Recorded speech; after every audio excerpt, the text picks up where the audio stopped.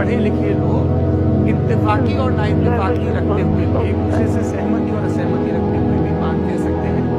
यहाँ पर मेरे जेडीयू के प्रोफेसर बैठे हैं, पुरुषोत्तम अग्रवाल जी ने क्लास में सिखाया है कि सहमति का साहस और असहमति का विवेक, और इसका ठीक उलट ये बड़ा जरूरी है।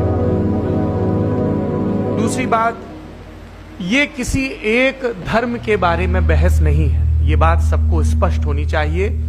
किसी धर्म को महान बताने या किसी धर्म को कमतर बताने की ये बहस नहीं है। तो यदि कोई इस उम्मीद से देख रहा है या यहां आया है, तो मैं आपको आश्वस्त करना चाहता हूं कि आपको नाउम्मीदी हाथ लगेगी।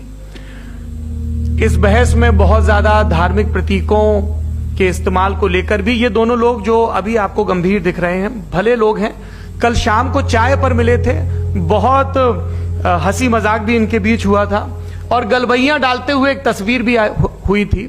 ये इस बात का प्रमाण है कि इंटरनेट पर जो हल्ला मचा हुआ है उसके मुकाबले ये दोनों लोग बहुत ही अच्छे शांत ढंग से बहस के लिए राजी हो गए हैं। ट्विटर की बात है ट्विटर तक सीमित, एलन मस्क आजकल उसको एक्स कहते हैं। और अब इस बहस की शुरुआत मैं इन विद्वानों का, हालांकि इनको परिचय की जरूरत नहीं, पर हो सकता है। हमें पत्रकारिता में सिखाया जाता है कि नेवर अज्यूम, विज्ञान भी यही कहता है। मुफ्ती शमाइल नदवी साहब इस्लामिक विद्वान, शिक्षाविद हैं, कोलकाता के वाहियान फाउंडेशन के संस्थापक हैं, लखनऊ की प्रतिष्ठित दारुल उलूम नदवतुल उलमा से ग्रेजुएशन किया है, सोशल मीडिया और सार्वजनिक मंचों पर अध्यापन और बौद्धिक कामों में सक्रिय हैं और इस समय इंटरनेशनल इस्लामिक यूनिवर्सिटी मलेशिया से पीएचडी कर रहे हैं। अच्छी बात यह है कि पढ़ाई के साथ साथ ट्रैवल ब्लॉग भी बनाते हैं। पेट्रोनास टावर के सामने का ब्लॉग हमने देखा। हमारे साथ जावेद अख्तर साहब हैं। जावेद अख्तर साहब कवि हैं, शायर हैं, गद्य भी लिखते हैं, फिल्मों के लिए संवाद लिखे हैं, गीत लिखे हैं।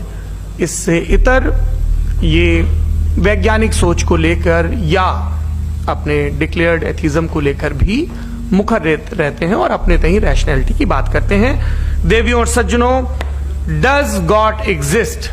इस सवाल का जवाब सब अपने अपने तहीं खोजने की कोशिश कर रहे हैं। कोई इसको गॉड डैम पार्टिकल की खोज बताता है, कोई गॉड पार्टिकल की खोज बताता है, कोई हिग्स बोसान की खोज बताता है, कोई ये सवाल जवाब तलाशने की कोशिश करता है कि मास एग्जिस्टेंस में आखिर आया कैसे, हुआ क्या था, सृष्टि के पहले, समय के पहले क्या था। और कोई ये कहता है कि ये सारी खोजें जिस मस्तिष्क में हो रही हैं प्रकृति